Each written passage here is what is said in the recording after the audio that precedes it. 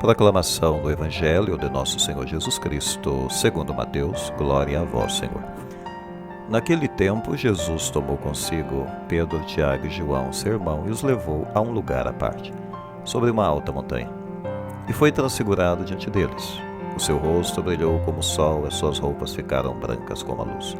Nisso apareceram-lhes Moisés e Elias conversando com Jesus. Então Pedro tomou a palavra e disse: Senhor, é bom ficarmos aqui. Se queres, vou fazer aqui 3 tendas, uma para ti, outra para Moisés e outra para Elias. Pedro ainda estava falando quando uma nuvem luminosa os cobriu com sua sombra. E da nuvem uma voz dizia: Este é o meu filho amado, no qual pus todo o meu agrado, escutai-o. Quando ouviram isto, os discípulos ficaram muito assustados e caíram com o rosto em terra. Jesus se aproximou, tocou neles e disse: Levantai-vos e não tenhais medo. Os discípulos ergueram os olhos e não viram mais ninguém a não ser somente Jesus. Quando desciam da montanha, Jesus ordenou-lhes: Não conteis a ninguém esta visão, até que o Filho do Homem tenha ressuscitado dos mortos. Palavra da salvação, glória a vós, Senhor. Bem, caríssimos irmãos, hoje nós temos no Evangelho de Mateus a passagem da transfiguração de Jesus na montanha, que é muito rica de significado e lições para a nossa vida. Primeiro significado dessa passagem é a manifestação da divindade. A transfiguração é o momento em que Jesus revela sua natureza divina aos discípulos. Seu rosto brilhando como o sol, suas roupas tornando-se brancas como a luz, simbolizam sua glória divina.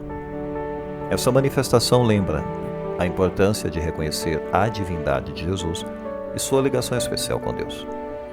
Segundo significado desse trecho de Mateus é a continuidade da tradição, pois a presença de Moisés e Elias na transfiguração mostra essa conexão entre o Antigo Testamento e o Novo Testamento.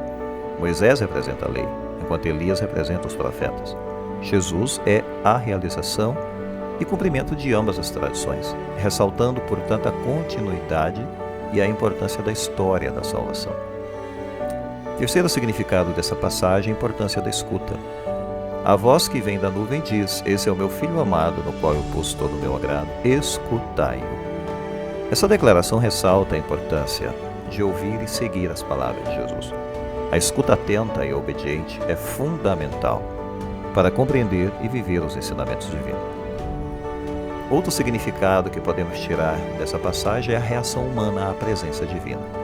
A reação dos discípulos se apresenta aqui, especialmente Pedro mostra como os seres humanos lutam para compreender e aceitar a presença divina.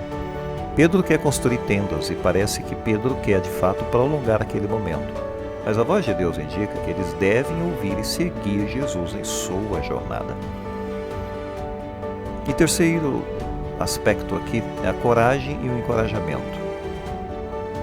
Pois quando os discípulos caem com o rosto em terra, com medo, Jesus os toca e diz para não terem medo, isto é, encorajamento. É uma lição para nós aqui, pois isso reflete a natureza encorajadora de Jesus, que nos convida a superar nossos medos e nos aproximar dele. Essa mensagem de coragem e superação é relevante para enfrentarmos hoje os grandes desafios que temos em nossa vida. Depois, o outro aspecto do ensino aqui é o segredo da revelação. Jesus instrui os discípulos a não contarem a ninguém sobre a visão, até que ele tenha ressuscitado dos mortos. Isso sugere, é claro, que a revelação completa de sua identidade e missão só seria compreendida plenamente após a ressurreição e não antes disso. Por isso Jesus pede o segredo.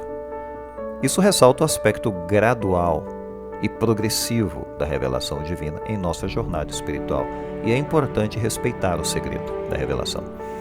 Em resumo, a transfiguração na montanha nos convida a reconhecer a divindade de Jesus, ouvir seus ensinamentos, superar nossos medos, compreender a continuidade da tradição divina e confiar no processo gradual da revelação. São lições que podem nos guiar em nossa busca por uma compreensão mais profunda da fé e na maneira como vivemos nossas vidas em relação a Deus e também em relação aos nossos irmãos. Pensemos nisso. Louvado seja nosso Senhor Jesus Cristo. Para sempre seja louvado.